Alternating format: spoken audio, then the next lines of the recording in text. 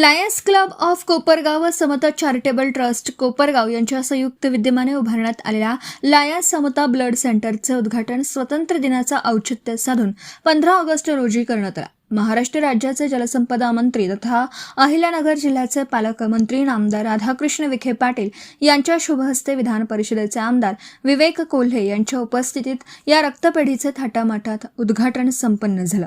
कार्यक्रमास नगराध्यक्ष पराग संधान, गोदावरी दूध संघाचे chairman Rajesh Parjane, MJF Lions Raj Muchhal, Lions international director MJF Lions Shreyas Dixit, प्रसिद्ध उद्योजक सम्राट वर्मा, महानंदा दूध संघाचे माजी चेअरमन राजेंद्र बापू जाधव यांच्यासह विविध मान्यवरांची प्रमुख उपस्थिती होती.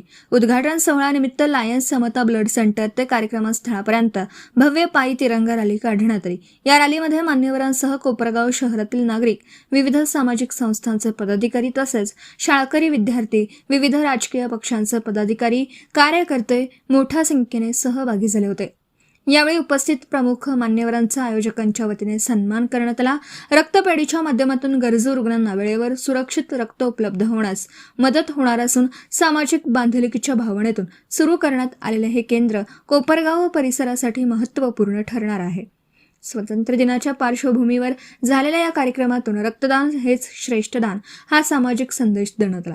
यावेळी प्रास्ताविक करताना संदीप कोयटे म्हणाले, लायन्स समता ब्लड बँकेच्या माध्यमातून दर महिन्याला गरजू रुग्णांना 50 रक्त बॅग मोफत दिले जाणार आहेत. घरपोच रक्त आणि रक्त घेण्यासाठी देखील घरपोच सेवा देण्यात येणार असल्याची माहिती दिली. तसेच या ब्लड बँकेच्या परवानगीसाठी आलेल्या अडचणी सांगत पालकमंत्री राधाकृष्ण विखे पाटील यांनी मदत केल्याने हे शक्य झाल्याचं सांगितलं. काका कोयटे यांनी या ब्लड सेंटरच्या बद्दलची सविस्तर माहिती दिली. तसेच आपल्या भाषणात सांगितले की कोपरगावची बाजारपेठ वाढवण्यासाठी राजकीय शीतयुद्ध तहकूब करण्याची गरज असल्याचं मत व्यक्त केलं. आमदार विवेक कोल्हे म्हणाले, रक्तदान हे सर्वात श्रेष्ठ दान आहे. लायन्स क्लब आणि समता चॅरिटेबल ट्रस्टने हा स्तुत्य उपक्रम हाती घेतल्यामुळे कोपरगाव व परिसरातील गरजू रुग्णांना या ब्लड सेंटरचा फायदा होईल. पालकमंत्री विखे पाटील यांनी या उपक्रमाचे कौतुक करत म्हणाले, सध्या ब्लड बँकेची गरज वाढत चालली आहे. लायन्स क्लब आणि समता चॅरिटेबल ट्रस्टच्या वतीने गरजू रुग्णांची गरज ओळखून हा अभिनव उपक्रम सुरू करण्यात आला. त्याचा गरजू रुग्णांना फायदा होणार असल्याचं विखे पाटील यांनी सांगितलं. सदर कार्यक्रमाचं सूत्रसंचालन शैलेंद्र बनसोडे यांनी केलं असून आभार प्रदर्शन लायन्स क्लबचे अध्यक्ष सचिन भडकवाडे यांनी केलं. सदर कार्यक्रमासाठी लायन्स लिनेस आणि लिओ क्लब ऑफ कोपरगावचे सर्व पदाधिकारी, सदस्य, समता चॅरिटेबल ट्रस्टचे पदाधिकारी, सदस्य तसेच विविध राजकीय पक्षातील पदाधिकारी, कार्यकर्ते, सामाजिक संस्थांचे पदाधिकारी, शहरातील नागरिक मोठ्या संख्येने उपस्थित होते. अत्यंत आनंदाचा आणि अभिमानाचा दिवस आहे. कारण आज आपण एक ब्लड सेंटरचे उद्घाटन करत नाहीये, तर अनेक वर्षापासून माझ्या मनामध्ये असलेलं एक स्वप्न, कोपरगावकरांचं एक स्वप्न आज प्रत्यक्षात साकार होताना आपण सर्वजण त्याचे साक्षीदार होतोय. चर्चा केली की कोपरगावमध्ये आम्हाला रक्तदान एक ब्लड बँक चालू करायची आहे, त्याकरता तुम्ही काय मदत करू शकता का? आणि त्याला डॉक्टर इरफान यांनी सकारात्मक भूमिका दाखवली आणि त्या भेटीमध्ये आम्ही ठरवलं की कोपरगावमध्ये ब्लड बँक आपल्याला चालू करायची आहे. फक्त लायन्स तिथं ब्लड कलेक्शन सेंटर नाही, त्या ठिकाणी आपण एक मोठी साठवणुकीची यंत्रणा केलेली आहे. एक कोल्ड स्टोरेज तिथं उभं केलेलं आहे. -40 डिग्री ज्या ठिकाणी 4000 रक्ताचे घटक, रक्ताच्या बॅग्स तर राहू शकतात, असं मोठं एक ब्लड स्टोरेज सेंटर त्या ठिकाणी उभं केलेलं आहे. आणि त्या ठिकाणी फक्त प्लेटलेटच नाही, तर CDSO क्रॉस मॅचिंग सेंटर आहेत. बरेचसे जे काही घटक लागतात, जो 18 प्रकारचे घटक, हे रक्ताचे घटक त्या ठिकाणी निर्माण केले जातील. आणि त्या ठिकाणी मोठ्या प्रमाणात ब्लड बँकचं काम त्या ठिकाणी नाशिकचे जे काही समता ब्लड सेंटर आहे त्यांच्या माध्यमातून आम्ही उभं केलेलं आहे. या क्लबच्या वतीने आणि समता चॅरिटेबल ट्रस्टच्या वतीने जे ब्लड बँक सुरू होती त्यानिमित्त आपण सर्वजण या ठिकाणी उपस्थित आहोत. ब्लड बँक स्थापन करण्याचा उद्देश संदीपनी सांगितला. आमच्या संदीपला खरं तर लहानपणापासून रक्तदानाची खूप आवड. प्रत्येक वर्षी माझ्या वाढदिवसाला रक्तदानाचे शिबिर आयोजित करून आतापर्यंत 5000 बाटल्यांचं रक्तदान संदीपनी याच्या मार्फत वेगवेगळ्या रक्तपेढ्यांना केलेलं आहे. अशी रक्तपेढी आपणच का उभारू नये असा एक संदीपच्या मनामध्ये नेहमी विचारायचा. कोरोनाच्या काळामध्ये सुद्धा ज्या प्लाझ्माचा तुटवडा होता, संदीपनं 5 वेळा प्लाझ्माचं डोनेशन त्या ठिकाणी केलेलं आहे. आणि या निमित्ताने लायन्स क्लबने जेव्हा ब्लड बँक स्थापन करण्याचा उद्देश सांगितला, आम्ही सुद्धा समता चॅरिटेबल ट्रस्टच्या वतीनं त्याला सहकार्य करायचं ठरवलं आणि ते स्वप्न आज या ठिकाणी प्रत्यक्षात उतरत आहे. आणि ते स्वप्न साकार करीत असताना आमचे नेते राधाकृष्णजी विखे पाटील असोत, विवेक भैया कोले असोत, आपले आमदार आशुतोष दादा काळे आज प्रकृती असो असल्यामुळे जरी उपस्थित राहू शकले नाही तरी त्यांचे आशीर्वाद या कार्यक्रमाला नक्कीच आहेत. मी मुद्दाम सांगू इच्छितो, लायन्स क्लबची जी काही इतर ठिकाणी प्रतिमा आहे, कुशाळची ती कशी आहे मला माहित नाही, पण आमचा कोपरावचा लायन्स क्लब हा आमच्या कोपरावचा अभिमान आहे. विशेषतः कोपरावच्या लायन्स क्लबच्या वतीनं जो एक्सपो भरवला जातो त्या एक्सपोमुळे कोपरावची बाजारपेठ ही नेहमी वाढत आलेली आहे. आणि आमच्या विखे साहेबांची नेहमी तक्रार असते की कोपरावची बाजारपेठ वाढत नाही. विशेषतः परागजी संधान या ठिकाणी व्यासपीठावर उपस्थित आहेत, त्यांना विनंती करतो, भैयाला विनंती करतो, कोपरावची बाजारपेठ वाढण्याकरता हे जे काही थोडंसं राजकीय शीतयुद्ध असतं याला साहेब काही दिवस तरी आपल्याला युद्ध तहकुबी म्हणतात. निवडणुका आता 2029 मध्ये होती तेव्हा होती, तोपर्यंत 2-3 वर्षाकरता का होईना एक तहकुबी याला जर देता आली आजच्या आपल्या उपस्थितीमध्ये तर तो कोपरावच्या दृष्टीनं हवा बरोबर आहे का? तो एक कोपरावच्याच नव्हे तर अहिल्यानगर जिल्ह्याच्या दृष्टीनं नक्कीच भाग्याचा क्षण ठरेल असं मला वाटतं. समता परिवाराच्या वतीनं आम्ही आतापर्यंत नेहमीच चॅरिटेबल काम करीत आलेलो.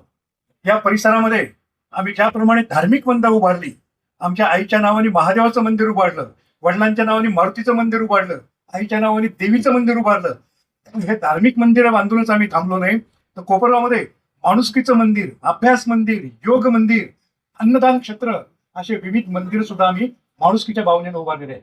अतिशय स्तुत्य उपक्रम घेतल्याबद्दल लायन्स आणि समतासाठी आपण जोरदार टाळ्या वाजून त्यांचं अभिनंदन केलं पाहिजे.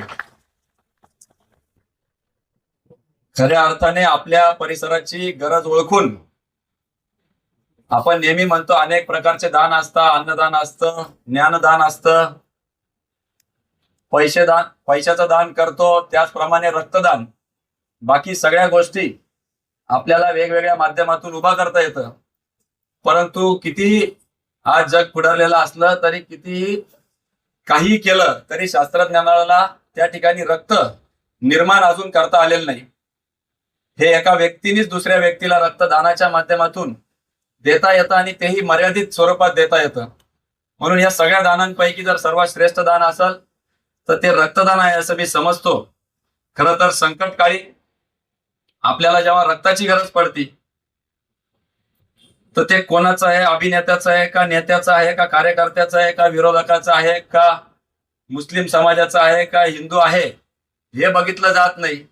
जात पात पंथ प्रांत पक्ष ओलांडून त्या ठिकाणी रक्त ज्यावेळेस आपण दान करतो ते एक माणुसकीच्या नात्याने आपण ते दान करत असतो. आणि म्हणून खरं तर या रक्तदानाला वेगळं महत्व आहे.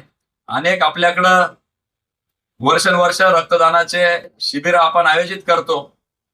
मागील विधान परिषदेच्या सदस्य म्हणून ज्यावेळेस निवडून सभागृहात गेलो, अनेकदा त्या ठिकाणी प्रश्न इतर सदस्यांनी, सहकारी सदस्यांनी उपस्थित केला की रक्ताच्या नावाखाली भेसळ काहीतरी, म्हणजे खऱ्या अर्थाने सगळ्याच भागामध्ये भेसळच्या बातम्या आपण रोजच ऐकतोय.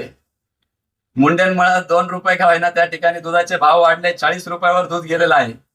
परंतु रक्तात देखील भेसळ करणारे काही लोक त्या ठिकाणी आहे आणि त्यांच्यावर कडक कारवाई व्हावी म्हणून शासनाने देखील त्या पद्धतीचे पावलं उचललेले आहेत.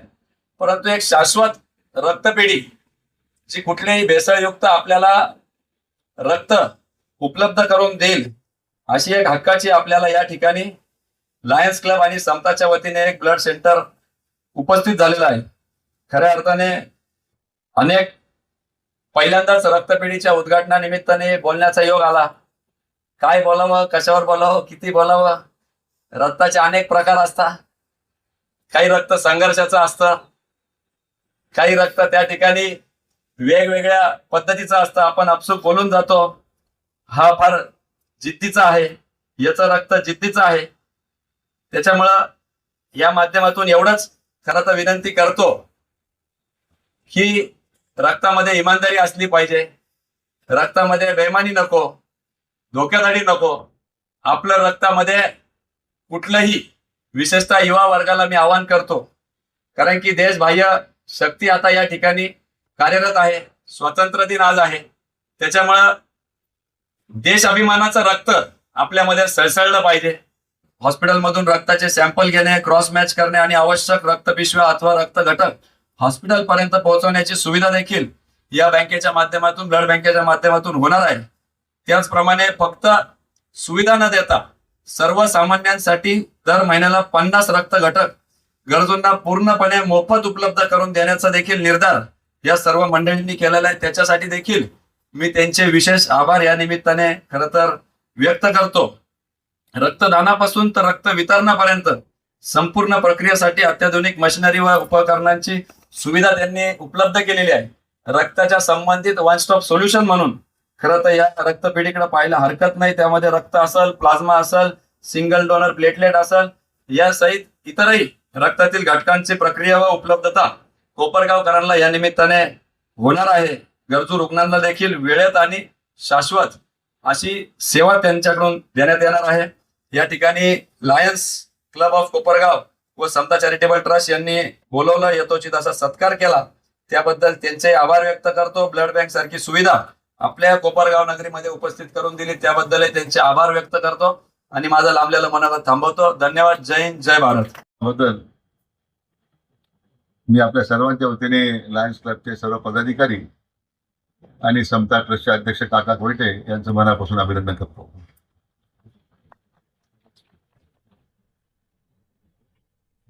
एक अभिनव असा सामाजिक उपक्रम आज आपण सर्वांच्या सहकार्याने सुरू झालेला आहे. बाप जरी आपल्या सर्वांना छोटी वाटत असेल तरी आज ब्लड बँकेची गरज आता दिवसाकडे किती वाढत चाललेली आहे याचा खरं म्हणजे आपण जर आढावा घेतला तर या ब्लड बँकेच्या स्थापनेच्या पाठीमागची भूमिका आपल्या समोर. आज सकाळीच मी अहिल्यानगर मध्ये असताना इथे अहमदनगर मोबाईल रिपेअर्स असोसिएशनच्या वतीने एक मेगा रक्तदान शिबिर आहे. मला वाटतं साधारण 5,000 लोक त्या ठिकाणी सहभागी होणार आहेत. याचा मी असा विचार केला की त्याचा उल्लेख वेळ भाईंनी केला, सर्वश्रेष्ठ दान कोणतं असेल तर ते रक्तदान आहे. आणि ज्यावेळी त्याची गरज त्या परिस्थितीमध्ये आपल्याला मिळू लागते, अचानक घटना घडतात, अपघात होतात, जवळच्या लोकांना रक्त मिळत नाही आणि केवळ मग रक्तदाते आपल्याला शोधावं लागतात. पण ब्लड बँक जर असेल तर त्या ठिकाणी आपल्या ब्लड ग्रुपचं जे त्या ठिकाणी ब्लड आहे ते मिळतं. काही तर ब्लड ग्रुप दुर्मिळ आहे, फार ते मिळणं अवघड आहे आणि त्यासाठी आपल्या सर्वांना ती धावपळ करावी लागते. दुर्दैवाने कधी कधी रक्त उपलब्ध नाही म्हणून आपल्या जवळचा नातेवाईक सुद्धा दगावतो आणि म्हणून रक्तदान करणं पुढे लोक त्याला घाबरायचे की रक्तदान केल्यामुळे काही वेगळं काय घडतं का. आता मगाशी मी रक्तदानाच्या ब्लड बँकेच्या उद्घाटनाच्या वेळी मला काही 3 रक्तदाते होते. आमच्या आढावाने तर जवळ 17-18 रक्तदान केलेलं आहे. मला वाटतं ते योगा शिक्षक आहे ना, उत्तम बाईशा, ते योगा शिक्षक आहे, ते रक्तदान करताय.